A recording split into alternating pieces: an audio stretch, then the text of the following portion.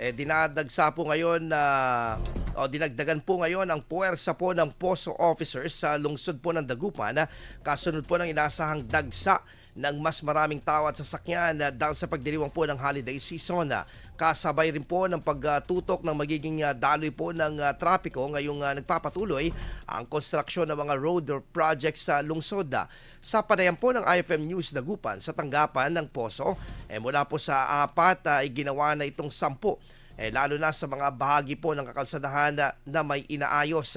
Sa kasalukuyan, patuloy na umiiral ang one-way traffic scheme sa bahagi po ng Perez at mararanasan ang bagyang bigat ng daloy ng trapiko.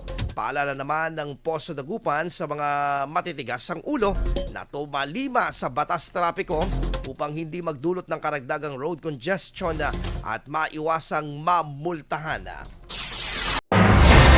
IFM News. IFM News. IFM News.